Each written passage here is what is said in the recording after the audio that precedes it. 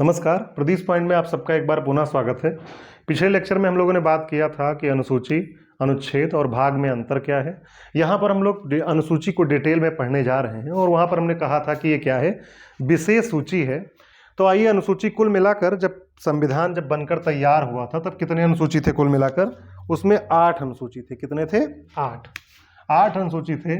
बाद में इसमें एक एक करके 4 अनुसूची और जोड़े गए और वर्तमान समय में कितने अनुसूची हैं? 12। वर्तमान समय में कितने हैं? अनुसूचियों की संख्या कितनी है? 12।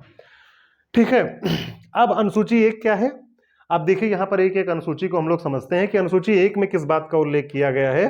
तो राज्यों एवं संघ राज्य क्षेत्रों का विवरण, अर्थात यहां पर भारत में कुल मिलाकर कितने स्टेट्स हैं और कितने यूनियन टेरिटरी हैं, इसके बारे में उल्लेख किया गया है। अर्थात इसमें भारत में जितने भी 8 केंद्र शासित प्रदेश और 28 राज्य, ये इनका उल्लेख यहाँ पर एक एक लोगों का, एक एक स्टेट्स का, एक एक जो यूनियन टेरिटरी है उसका उल्लेख यहाँ पर किया गया है। ठीक है।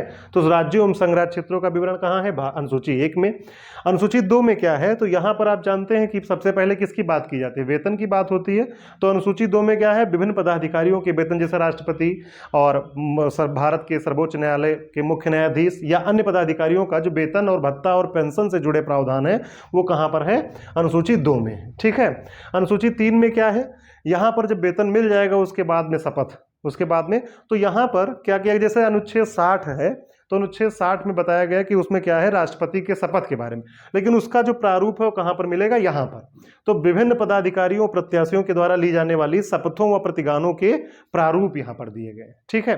फिर उसके बाद में अनुसूची 4 है, राज्यों व संघ राज्य क्षेत्रों के लिए राज्यसभा में सीटों का आवंटन। जो राज्य हैं और संघ राज्य क्षेत्र, वहां पर जैसे उत्तर प्रदेश में कितनी राज्यसभा सीटें होंगी, बिहार में कितनी राज्यसभा सीटें होंगी, या दिल्ली में कितनी राज्यसभा सीटें होंगी, इसका उल्लेख कहाँ किया गया? अनुसूची 4 में। अनुसूची 5 क्या है? अनुसूचित क्षेत्रों और अनुसूचित जनजातियों के प्रशासन तथा नियंत्रण से संबंधित प्रावधान है। यहाँ पर अनुसूचित क्षेत्रों और अनुसूचित जनजातियों, इनके जो प्रशासन है या इनका जो नियंत्रण से संबंधित प्रावधान यहाँ पर किया गया। अनुसूची 6 में विशेष, ये राज्य भी आपको याद रखना है। ठीक है। असम, मेघालय, त्रिपुरा और मिजोरम। असम, मेघालय, त्रिपुरा, मिजोरम राज्यों के जनजातीय क्षेत्रों के प्रशासन से संबंधित उपबंध यहां पर किए गए। तो ये आप याद रखिएगा। ठीक है। असम, मेघालय, त्रिपुरा, मिजोरम, ये नाम जरूर याद रखिएगा। अब दूसरी चीज क्या है कि यहाँ पर शपथ और प्रतिज्ञान 2 शब्द दिए गए हैं। तो ये जो शपथ शब्द है ये क्या है? ये धार्मिक है, रिलीजियस है। और जो प्रतिज्ञान है इसको बोलते हैं अफर्मेशन। तो अफर्मेशन क्या है? ये नॉन रिलीजियस वर्ड है। बहुत लोग भगवान को नहीं मानते, उनके लिए किसकी व्यवस्था की जाती है? प्रतिज्ञान। वो प्रतिज्ञान। और जो लोग ईश्वर को मानते हैं उनको क्या कहा जाता है? वो शपथ ग्रहण करते हैं। ठीक है। ओथ और अफर्मेशन। ठीक है, बात समझ में आई कि नहीं? तो इस तरह से ये 6 अनुसूची हुई। आइए हम लोग 7वीं अनुसूची देखते हैं। तो आइए अब हम लोग 7वीं अनुसूची देखते हैं। अनुसूची 7 क्या है? तो अनुसूची 7 में केंद्र राज्य के बीच में क्या किया गया? शक्तियों का बंटवारा किया गया। तो किन की सूची में किया गया? संघ सूची, राज्य सूची और समवर्ती सूची। संघ सूची का मतलब यह हुआ कि केंद्र को किन किन विषयों पर कानून बनाना है, इसका उल्लेख किया गया है। जैसे रक्षा से संबंधित जितने भी कानून होंगे कौन बनाएगा? केंद्र बनाएगा। इसके अलावा विदेशी ऋण से संबंधित जितने कानून होंगे केंद्र, सीबीआई केंद्र। इस तरह से संघ सूची के अंतर्गत 100 विषयों का उल्लेख किया गया है। ठीक है। और राज्य सूची अर्थात किन किन विषयों पर राज्य को बनाया है, इसके अंतर्गत 61, जैसे मान लीजिए पुलिस हुआ, कारागार हुआ, तो ये कहां पर है? ये राज्य सूची के अंतर्गत है। 61 विषय हैं कुल मिलाकर। और समवर्ती सूची के अंतर्गत कुल मिलाकर कितने विषय हैं? 52। अब समवर्ती सूची क्या है? समवर्ती सूची का अर्थ यह हुआ कि जिस पर संघ और राज्य दोनों कानून बना सकते हैं, उसे क्या कहा जाता है? उसे कहा जाता है समवर्ती सूची। संघ और राज्य दोनों, जैसे मान लीजिए वन हुआ और इसके अलावा जनसंख्या हुई, ये सब किसके अंतर्गत आएंगे? समवर्ती सूची के अंतर्गत। ठीक है। कुल मिलाकर 52 विषय हैं। इसको आप डिटेल में भी देख लीजिएगा। संघ सूची, राज्य सूची और समवर्ती सूची, ये याद रखिएगा। 100, 61 और 52। अच्छा, एक बात यहां पर और समझिए कि कुछ विषय तो संघ सूची के अंतर्गत आ गए, कुछ विषय आ गए राज्य सूची के अंतर्गत, कुछ क्या मतलब 61 आ गए। और समवर्ती सूची के अंतर्गत जिस पर दोनों कानून बना सकते हैं, कितने विषय हैं? 52। लेकिन कुछ विषय ऐसे भी होंगे जो तीनों अनुसूचियों में नहीं होंगे, तो वो फिर कहां जाएंगे? उन पर कानून कौन बनाएगा? तो उसको बोलते हैं हम लोग अवशिष्ट शक्तियां। अवशिष्ट शक्तियां मतलब बची हुई शक्तियां या बचे हुए जो विषय हैं, उन पर कानून बनाने का अधिकार किसको है? केंद्र को है। फिर एक प्रश्न उठता है कि समवर्ती सूची के अंतर्गत जब दोनों कानून बनाते हैं और मान लीजिए इनके कानून में टकराव पैदा हो जाता है तब क्या होगा। तो आप जानते हैं कि यहां पर एक सशक्त केंद्र की स्थापना की गई है, तो केंद्र की बात मानी जाएगी, संघ सरकार की बात मानी जाएगी। बात समझ में आई कि नहीं। चलिए, तो अनुसूची 7 में क्या है, 7 में संघ सूची, राज्य सूची और समवर्ती सूची। 7 में क्या है, संघ सूची, राज्य सूची और समवर्ती सूची। ठीक है, अवशिष्ट शक्तियां किसके पास होंगी, ये प्रश्न भी पूछा है, तो केंद्र सरकार के पास। फिर उसके बाद में अनुसूची 8 में क्या है, अनुसूची 8 में भारतीय संविधान द्वारा मान्यता प्राप्त भाषाओं की सूची है। भारतीय संविधान द्वारा मान्यता प्राप्त भाषाओं की सूची है, और इसके अंतर्गत जो हमारा संविधान था, जो हमारा संविधान मूल संविधान था, उसमें कुल मिलाकर उस समय कितनी भाषाओं को मान्यता मिली थी, 14 भाषाओं को मान्यता मिली थी। फिर उसके बाद में इसमें एक भाषा जोड़ी गई थी 21वें संवैधानिक संशोधन, 21वें संवैधानिक संशोधन के द्वारा, और वो कौन सी भाषा थी, सिंधी भाषा थी, सिंधी भाषा। ठीक है, 21वें संवैधानिक संशोधन के द्वारा सिंधी भाषा जोड़ी गई थी। और फिर उसके बाद में 71वां संवैधानिक संशोधन हुआ था, और 71वां संवैधानिक संशोधन के अंतर्गत कौन कौन, नेपाली और मणिपुरी, मणिपुरी और कोंकण, ये इतने हैं। सिंधी कब जो सब, अब ये प्रश्न भी पूछा जा सकता है कि सबसे पहली कौन सी भाषा थी जो मूल संविधान में जोड़ी गई, जो अनुसूची 8 में, मूल संविधान में, अर्थात जो अनुसूची 8 है उसमें कौन सी पहली भाषा थी जोड़ी गई, तो कौन सी थी, सिंधी। और ये कब जोड़ी गई थी, 1967 में। कब जोड़ी गई थी, 1967 में। 71वें संवैधानिक संशोधन के द्वारा कब जोड़ा गया था, ये 1992। बात समझ में है कि नहीं। तो इनमें मिला कितने हो गए, 14 के बाद 15 और 15 के बाद 3, ये कितने हो गए, 15 3 18 भाषा कुल मिलाकर हो गई थी। तो बात समझ में आई कि नहीं। फिर उसके बाद में एक जोड़ा गया, कौन कौन, 4 भाषाओं को, कौन कौन, मैथिली, संथाली और डोगरी और बोडो, MSDB, ये याद करने के लिए। अब ये कब जोड़ा गया था, अच्छा 21वें संवैधानिक संशोधन, 71वें संवैधानिक संशोधन, इन दोनों को जोड़ोगे तो कितना हो जाएगा, 92। तो ये जान लो कि कब हुआ था, 92वें संवैधानिक संशोधन 2004। बात समझ में आ रही है, नोट करते चलिएगा आप, क्योंकि यहाँ स्पेस नहीं है इसलिए हम ऐसे ही लिखे दे रहे हैं। 21वें संवैधानिक संशोधन 1967 के द्वारा पहली जोड़ी गई सिंधी, 71वें संवैधानिक संशोधन 1992 के द्वारा 3 सब ये जोड़ी गई। इसको ट्रिक भी आप सिंधी के बाद जो है ये याद कर लीजिए, नमक, क्या याद कर लेंगे, नमक, मतलब 3 भाषा इसमें, नेपाली, माँ से क्या हो गया, मणिपुरी, और का से क्या हो गया, कोंकण, ये 3 भाषाएं जोड़ी गई 71वें संवैधानिक संशोधन 1992 के द्वारा। फिर उसके बाद में MSDB याद कर लीजिए, महेंद्र सिंह धोनी तो सबको याद रहते हैं, महेंद्र सिंह धोनी बहादुर हैं, महेंद्र सिंह धोनी बहादुर हैं। क्यों बहादुर हैं, क्योंकि भाई 40 साल से ऊपर उम्र होने जा रही है, और आज भी का IPL खेल रहे हैं, और आज ही उनका जो सेंटेंस आया है, उन्होंने कहा है कि हम अगले IPL की भी तैयारी कर रहे हैं, तो इसका मतलब कि वो अगला IPL भी खेलेंगे। तो जाहिर सी बात है कि इतना फिटनेस मेंटेन रखना, 2 विश्व कप भारत को दिलाना, और इस तरह से काम करना इतने जुनून के साथ और बिना किसी विवाद के काम करना, ये अपने आप में एक उपलब्धता है। आप देखते होंगे कि जितने भी फेमस लोग हैं उनका किसी न किसी के साथ विवाद जरूर रहता है, लेकिन MS धोनी और सचिन तेंदुलकर एक ऐसे व्यक्ति हैं कि जिनका सब लोग सम्मान करते हैं, क्योंकि विवादों में कभी नहीं रहे। खैर, महेंद्र सिंह धोनी बहादुर हैं, तो आप महेंद्र सिंह धोनी बहादुर है मत याद, मतलब ये तो याद रखना है आपको। लेकिन इसमें क्या हो जाएगा, मैथिली, मैथिली, फिर क्या होगा, संथाली और डोगरी और बोडो। मैथिली लिख लीजिए, संथाली, डोगरी, बोडो, मैथिली, संथाली, डोगरी, बोडो, ये कब जोड़ा गया, 4 हो गए। कुल मिलाकर कितने हो गए, वर्तमान समय में कुल कितने हो गए, 22। वर्तमान समय में कुल कितने हो गए, 22। बात समझ में आई कि नहीं। तो ये क्लियर हुआ। लास्ट में कितने जोड़े गए, 4। 92वें संवैधानिक संशोधन 2004 के द्वारा 4 भाषाएं जोड़ी गई। महेंद्र सिंह धोनी बहादुर हैं, मैथिली, संथाली, डोगरी, बोडो। ठीक है, फिर आइए अनुसूची 9 में, ये बड़ा मजेदार है। अब अनुसूची 9 है, अनुसूची 9 है न्यायिक पुनरावलोकन से सुरक्षा प्राप्त विधियों की सूची। सबसे पहले जानिए कि न्यायिक पुनरावलोकन क्या होता है। तो न्यायिक पुनरावलोकन का अर्थ होता है कि ये जो है जुडिशियल रिव्यू इंग्लिश में बोलते हैं इसे। तो न्यायालय के पास ये विशेष हथियार रहता है। न्यायालय के पास ऐसा माना गया है कि जो इंडियन कॉन्स्टिट्यूशन है उसका गार्जियन कौन है, सुप्रीम कोर्ट, मतलब न्यायालय है। जुडिशरी है उसका गार्जियन, अभिभावक कौन है, मतलब उसके बारे में अच्छा बुरा कौन जानता है, वो जानते हैं न्यायालय। अर्थात अगर पार्लियामेंट के द्वारा ऐसा कोई कानून बनाया जाता है जो संविधान को नुकसान पहुंचा रहा हो, या संविधान के बेसिक स्ट्रक्चर को या मूलभूत ढांचे को क्या कर रहा हो, नुकसान पहुंचा रहा हो, तो उसको क्या किया जाता है, जुडिशियल रिव्यू के द्वारा उस पर जो है देखा जाएगा, उस जितने भाग तक वो नुकसान पहुंचा रहा होगा उतने भाग तक उसे रद्द माना जाएगा। जो न्यायिक पुनर्वलोकन समझ में आया?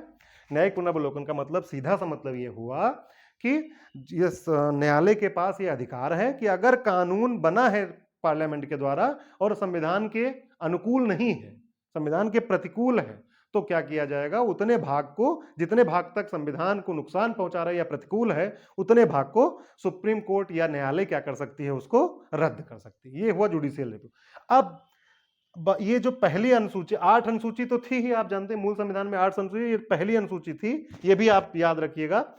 जो पहला कॉन्स्टिट्यूशन में जो पहला अमेंडमेंट किया गया, जो पहला संवैधानिक संशोधन किया गया कॉन्स्टिट्यूशन में, वो कब किया गया? 1951 में। और 1951 में अनुसूची 9 को जोड़ने के लिए। क्यों जोड़ा गया ये भी आप समझिए। इसलिए जोड़ा गया क्योंकि उस समय भूमि सुधार कानून लाने थे। भूमि सुधार कानून का मतलब क्या हुआ कि जमींदारी प्रथा थी उस समय और लोगों के पास अकूत संपदा थी और कुछ लोग बहुत ही निर्धन थे। तो उसी चीज को दूर करने के लिए क्या किया गया, ये बनाया गया न्यायिक पुनर्वलोकन से सुरक्षा प्राप्त विधियों की सूची। अर्थात ये कहा गया कि जो भी कानून पार्लियामेंट के द्वारा बनाकर इसके अंतर्गत उल्लिखित कर दिया जाएगा, उस पर न्यायालय के द्वारा न्यायिक पुनरावलोकन या जुडिशियल रिव्यू नहीं किया जा सकेगा। बात समझे कि नहीं?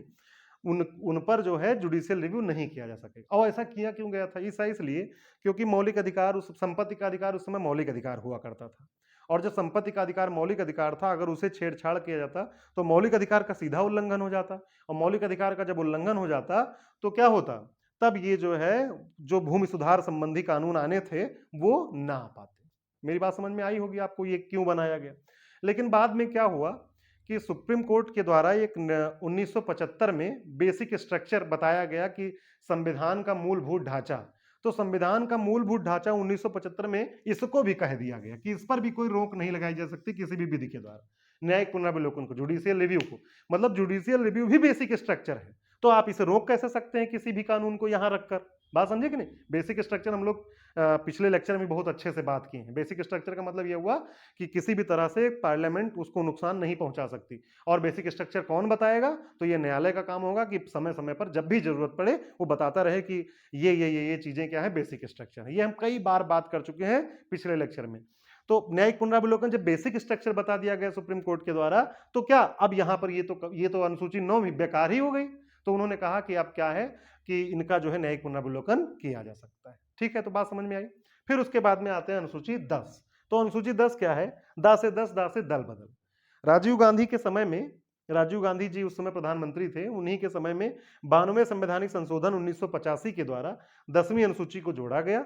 और इसमें होता क्या था कि एक पार्टी से लोग दूसरी पार्टी में, जैसे जीत कर किसी और पार्टी से आ रहे हैं, लेकिन उसे किसी दूसरी पार्टी के द्वारा कोई प्रलोभन दे दिया गया कि आइए आपको मंत्री बना देंगे, ये कर देंगे, इतना, या सौदेबाजी हो जाती थी, तो वो उस पार्टी में कूदकर चले जाते थे। और आप जानते हैं नेताओं का कुछ चरित्र भी ऐसा ही होता है कि आप किसी भी नेता का चरित्र देखें तो पुराने समय से लेकर आज तक अगर उनका इतिहास खंगालेंगे तो कभी उस पार्टी में, कभी इस पार्टी, जहां भी उनको ये लगा कि हम जीत सकते हैं वो पार्टी छोड़कर वहां कूदते रहे।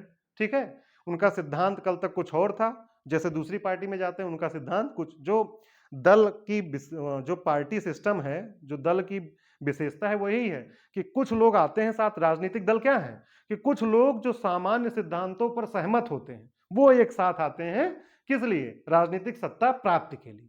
लेकिन यहां पर क्या है कि आज कुछ सिद्धांतों पर सहमत हैं तो कल को किसी और सिद्धांत पर भी सहमत हो सकते हैं, किसी और पार्टी में भी कूदकर जा सकते हैं, बस उनको जीत दिखनी चाहिए। ठीक है, और हमारे यहाँ का नेता तो बहुत ही बुद्धिमान है। देखिए उनके पास कितनी अकूत संपदा हो गई है। कल तक उनके पास क्या था? झोपड़ी था। आज उनके पास क्या है? महल है। और एक महल नहीं, भैया का घर लखनऊ में भी, भैया का घर। और हम लोग उसका बखान भी करते हैं कि मतलब हम लोग इतने मूर्ख हैं कि हम लोग उसका बखान भी करते हैं कि अरे 14 फार्चूनर, अरे एक साथ में 21 फार्चूनर। दुर्भाग्य है हम लोगों का कि हम लोग शायद उतने सशक्त लोकतंत्र के रूप में नहीं आ पा रहे हैं।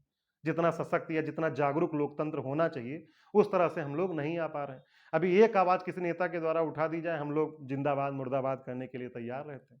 तो ये भारत देश का क्या है? दुर्भाग्य है। ठीक है, खैर, शायद नई पीढ़ी समझे इन चीजों को, लेकिन मुझे लगता है कि उसमें तो और ज्यादा मंडल अध्यक्ष, युवा अध्यक्ष, ये अध्यक्ष, वो अध्यक्ष, ब्लॉक अध्यक्ष, फलाने अध्यक्ष, मतलब इतनी कैटेगरीज बना दी गई है कि गमछा रखने से किसी को फुर्सत ही नहीं है कि वहीं रखे घूमे सारा दिन, फंसे रहे बेरोजगार। अनुसूची 11 क्या है? अनुसूची 11 पंचायतों की शक्तियों और जिम्मेदारियों से संबंधित प्रावधान है। अनुसूची 11 पंचायतों की शक्तियों व जिम्मेदारियों, मतलब इसमें जो है, अच्छा ये अनुसूची 11 और 12 जो है ये वास्तव में देखा जाए तो महात्मा गांधी का सपना था कि जो भारत की आत्मा है कहाँ बसती है, गांवों में बसती है।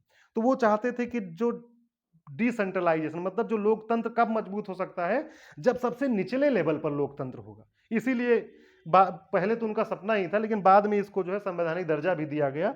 अनुसूची 11 के द्वारा पंचायतों की शक्तियों, यहां पर जो ग्राम पंचायतें हैं उनके बारे में बात की गई। और 73वें संवैधानिक, याद रखिएगा कि 73वें संवैधानिक संशोधन 1992 के द्वारा, 73वें संवैधानिक संशोधन 1992 के द्वारा इसको जो है जोड़ा गया 11वें अनुसूची को। और इसमें कुल मिलाकर कितने विषय हैं, 29। कुल मिलाकर कितने, ये भी याद रखिएगा, विषयों की संख्या यहां पर कुल मिलाकर कितने हैं, 29। यहां पर विषय की संख्या कितनी है, 29। ठीक है। फिर उसके बाद में 12वीं अनुसूची आती है और 12वीं अनुसूची को जोड़ा जाता है।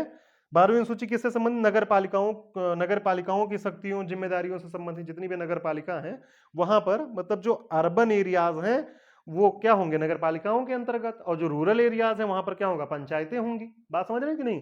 तो इसको जोड़ा गया 73वें संवैधानिक संशोधन 1992 के द्वारा, इसको भी 74वें संवैधानिक संशोधन 1992 के द्वारा इसको जोड़ा गया। और इसमें विषयों की संख्या कुल कितनी है, 18 विषय हैं जिन पर इनको काम करना होता है। तो इस तरह से हम लोगों ने मैक्सिमम चीजों को कवर कर लिया। तो मेरे ख्याल से आपको समझ में आया होगा। कोई भी आप किताब उठा लीजिएगा, उससे एक बार पढ़ लीजिएगा और ये लेक्चर जो है देख लीजिएगा, नोट्स बना लीजिएगा। बहुत ही आसान और बहुत, अब इससे ज्यादा कुछ एग्जाम में इससे ज्यादा मुझे नहीं लगता कि आना चाहिए। ये क्या है, मोर देन सफिशिएंट है। जो नेक्स्ट लेक्चर हम लोगों का होगा वो होगा भाग 1, संघ एवं उसका राज्य क्षेत्र। अनुच्छेद 1 से लेकर 4 तक को हम लोग क्या करेंगे, उसको डिटेल करेंगे। ठीक है। तो तब तक के लिए नमस्कार।